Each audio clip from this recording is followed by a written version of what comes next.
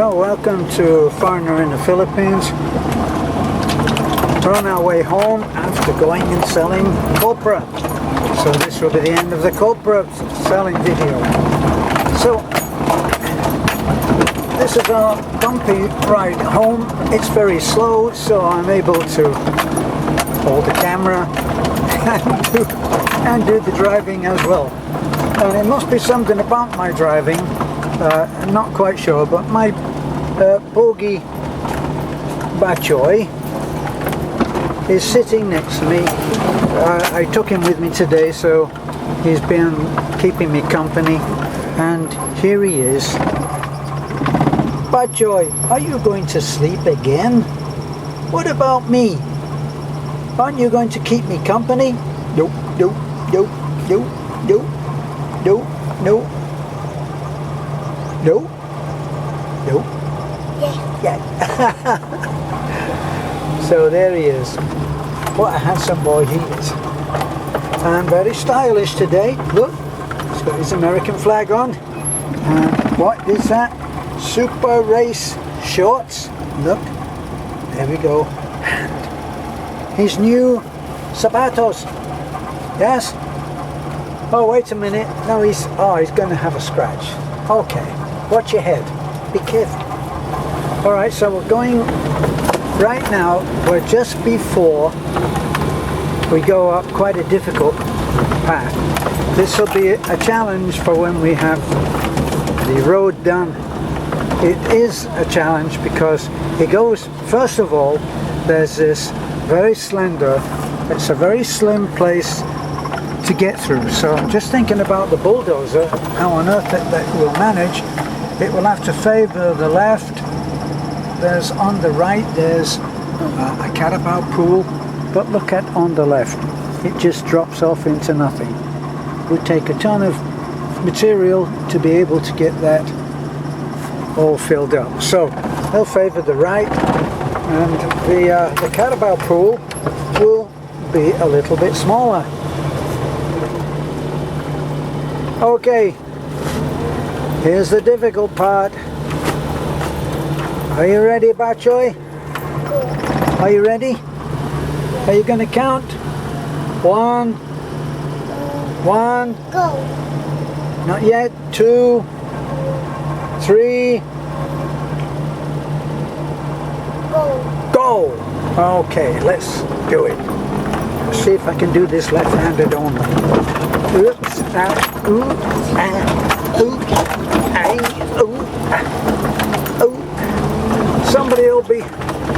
Somebody will be hauling me over the coals for this one, saying, Terence, you're going to have your thumb broken. And you may be right. Okay, well, we got through that, Batchoy, didn't we? Yeah? We did good. Yeah?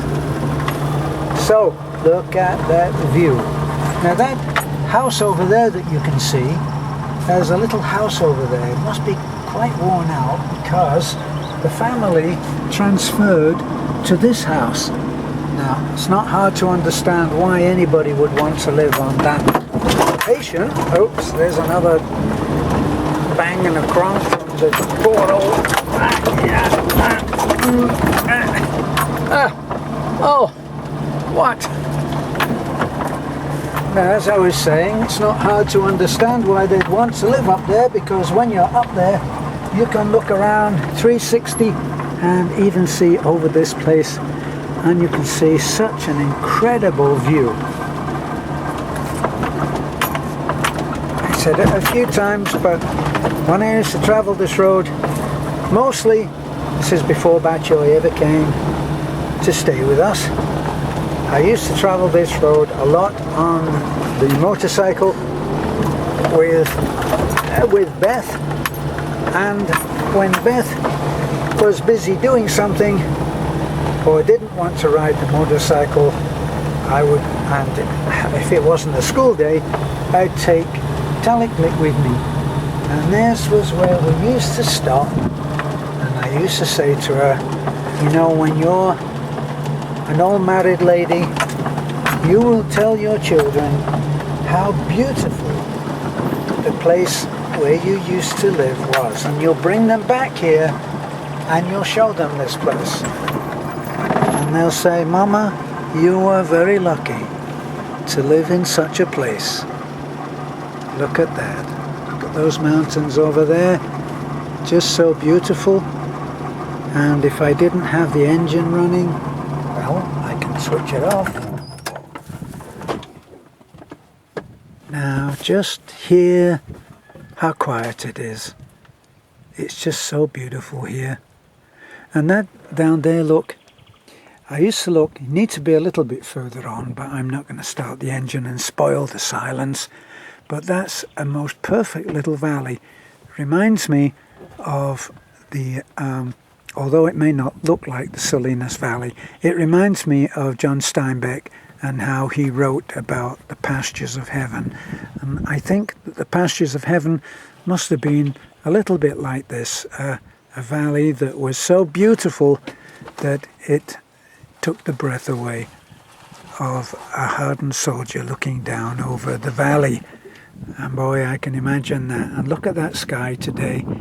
It's just that kind of swept white cloud look. I don't know what they're called. Aren't they beautiful? Is that beautiful? Do you think it's beautiful, Batchoy? Not you. You're looking in the mirror at Pogi Batchoy, aren't you? Looking at your hair. Oh gosh. You know, we went for a little while ago, we went and had a hamburger or a beef burger, however you want to call it. And what did Batchoy do? He picked all of the bun and left everything else. And he can't understand what I'm saying right now. So we have an agreement. We have an agreement. I talk to him as if he understands everything. Talk to him in English, and he looks at me as if he understands, and that's enough. Isn't that enough, honey? Yes, it is. And what's that on your face? Let me see. Let me see your here. Look. That's ice cream. We had a treat, didn't we? Didn't we? We went to see house number 26, and then when we came out, that was on in Tanghaligay, and we came out to the main road, and right by the main road there is a little sari-sari store. So we stopped and we had ice cream, and what else? Oh no. Here's the evidence. Oh no, it was a Sprite. A Sprite. Oh, he's getting the evidence out against me, because one of those is not really enough for me. So he's bringing all the evidence out. Let's see that one, Batchoy. Let's see it. Ooh. Rocky Road. Oh no. All of the health nuts will be on to us. They'll be saying, Batchoy, that's not healthy. It's not healthy. So, how can I hold this? Start the engine. I know. Somebody will tell me the battery's on the way out, but I tell you what I think. It's because I started the motor while it was in gear, and even though I depressed the pedal, I need a new clutch cable. So it's almost fighting against trying to make the truck move forward. Now, this is one of the easy parts of the road that we have. And now that I'm looking at getting the road fixed, we actually played part of the video of the road to one of the contractors who was talking about doing this road for us.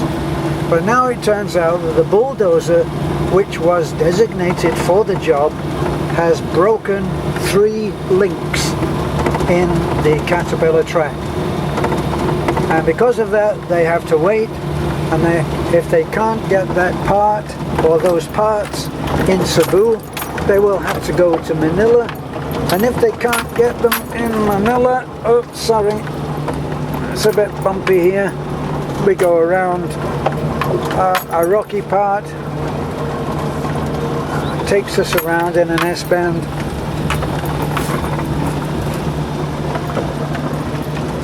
see all that rock.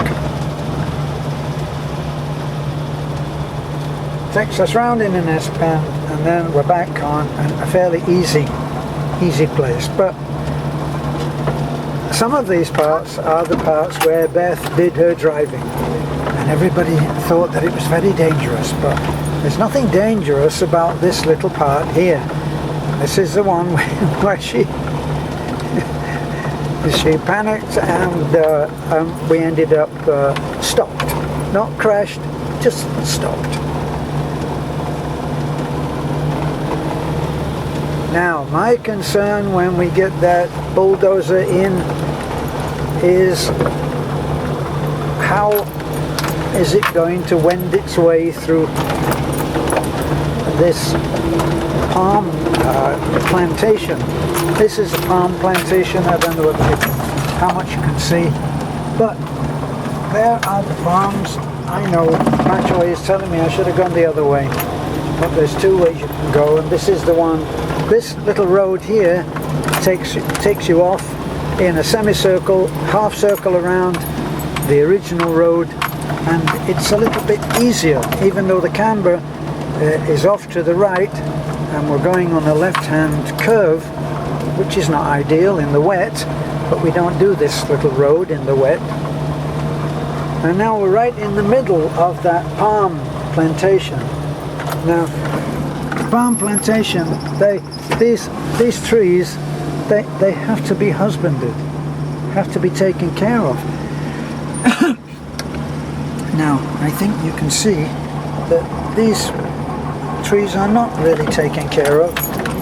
There's one, I think, started out with good intentions and is all but dead. And they're right by the side of the road. Look at that one there, look. And look down. Now this is a serious plantation, and what happens now is you get a little of husbandry taking place, and a few guys bring up a truck and they come up this road, and for whatever seems to be the easiest, and I'm putting two and two together here to arrive at this answer, they'll take what they can of what is available from these poor neglected trees. And they take that, load it into the truck, and they can sell that for so much per kilo. But look at that, that's a grand old tree there, and it's sadly in need of pruning and cleaning up. And that's the case for most of them, which is a shame. Oops. Hold on, Batchoy. Hold on. Hold on. So this is our road. And this, we're doing about 4 miles an hour, if that. 4 miles an hour is walking pace. That's about what we're doing.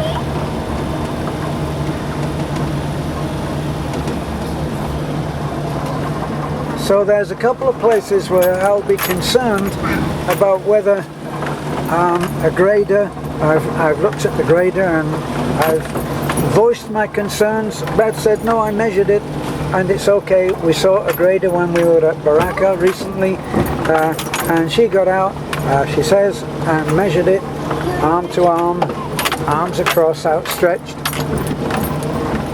You stretch your arms out, fingertips to fingertips. It will be about your height, so she's about 5'2", and so she says, yes, I measured it and it will be okay. But look at this part here. Can you imagine pulling a big grader or a bulldozer and driving it down here and making sense of this as a road?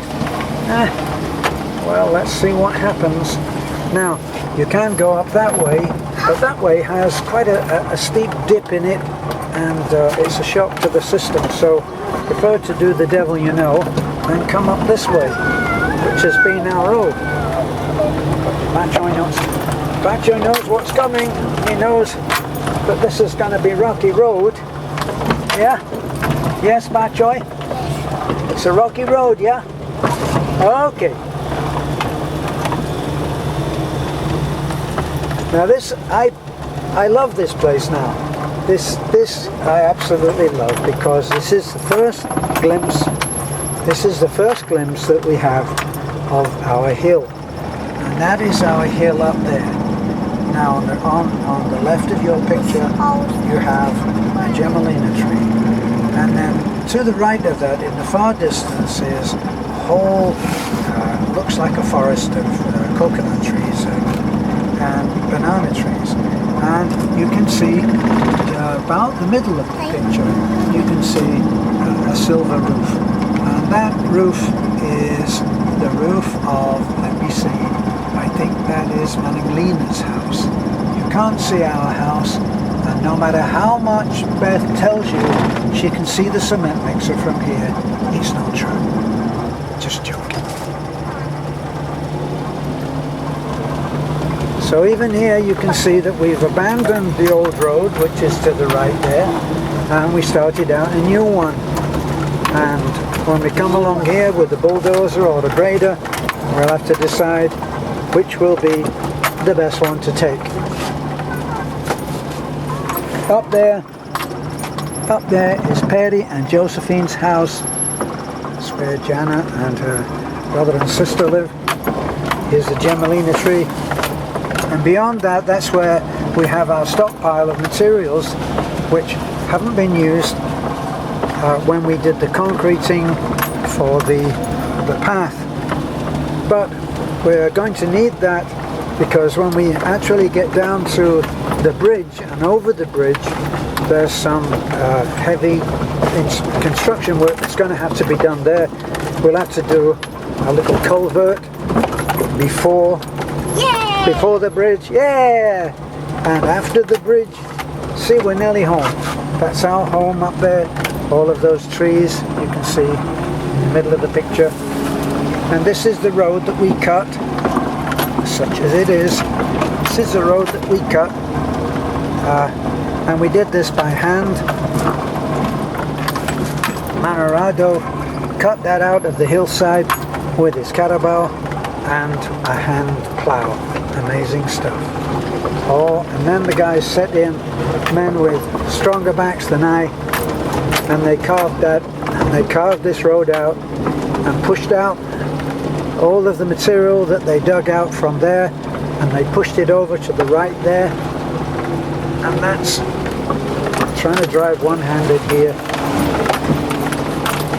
and that looks like Rado and Julio. Are you gonna wave?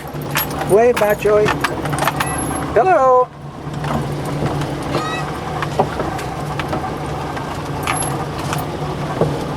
And this is Julio's house that we're passing now.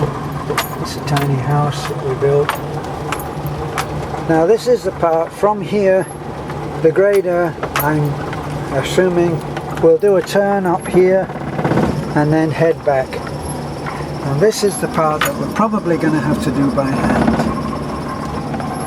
The culvert from that bag goes across diagonally. You can see the last post there going over to the last post over there, and we'll put a deep culvert there which will take care of all of this debris that comes down and then can be cleaned out periodically without looking such a mess on the bridge. And unfortunately we'll have to do the same on the other side. So that's our bridge, which normally looks a lot nicer than this. But let's show you, see if we can do this. Okay, hold on.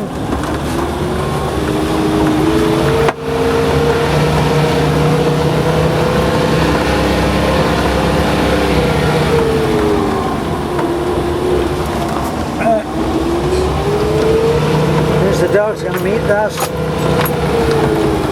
Don't worry about the dogs, they know how to get out of the way.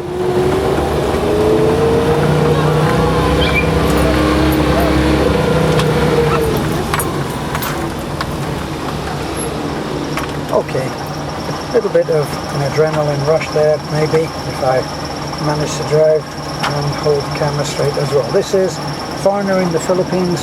We're home.